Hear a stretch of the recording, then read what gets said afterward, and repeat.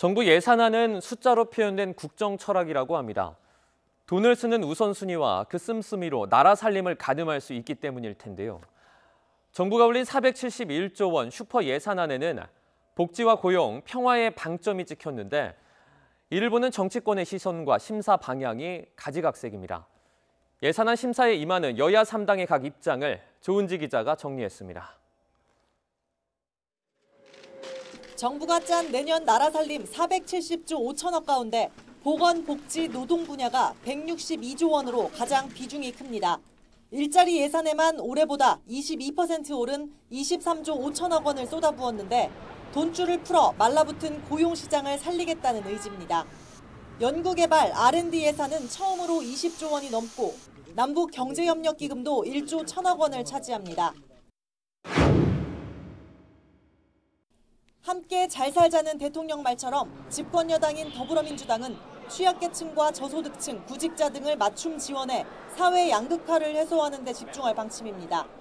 남북 철도 도로 연결과 이산가족 교류 등도 한반도의 역사적 전환점으로 규정한 만큼 양보할 여지가 없습니다. 확장적 재정을 투입하는 정부안을 총력 사수해 국정 운영 동력을 얻겠다는 의지가 확고합니다. 문재인 정부의 국정 철학을 담아낸 사실상의 첫 예산이라고 할 수 있습니다. 2019년 예산에 담긴 사회 양극화 해소와 인구 절벽 극복, 남북 평화 정착 등의 노력이 결실로 이어질 수 있도록. 자유한국당은 정부안을 세금 중독 예산이라고 맹비난하며 20조 원을 삭감하겠다고 공언했습니다.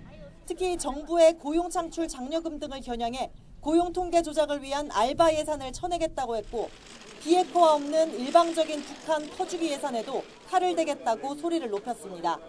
연일 경제가 평화라고 역공을 펼치는 한국당은 최악의 경제 지표를 발판으로 예산 정국에서 주도권을 잡겠다는 속내도 있습니다.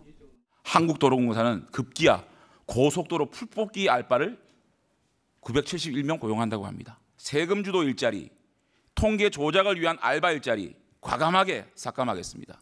도대체 이 정권은 핵폐기의 패자도 핵폐기의 로드맵도 안 나왔는데 이렇게 거의 5천억을 북한에 무상 퍼주기 하겠다는 겁니다. 이런 예산 가만 보고 있어야 됩니까? 바른미래당 역시 일자리 예산에 칼질을 예고했고 행정부의 특수활동비도 현미경 심사를 통해 대폭 삭감하겠다고 벼르고 있습니다. 주요 현안마다 그랬듯 예산 정국에서도 내심 민주당과 한국당 사이에서 균형을 잡는 전국의 캐스팅보트 역할을 할 생각입니다. 일단 퍼주기 예산은 반드시 막겠습니다. 발목 잡기 심사도 완전히 막아내겠습니다. 근절하겠습니다. 이 두 개가 대한민국을 좀먹는 오두막을 허는 두더지와 같다고 저희들은 생각하기 때문입니다. 토론회의 입씨름은 그저 맛보기입니다. 서로의 패를 엿본 여야는 471조 원 슈퍼 예산안을 두고 본격적으로 링 위에 올랐습니다. YTN 조은지입니다.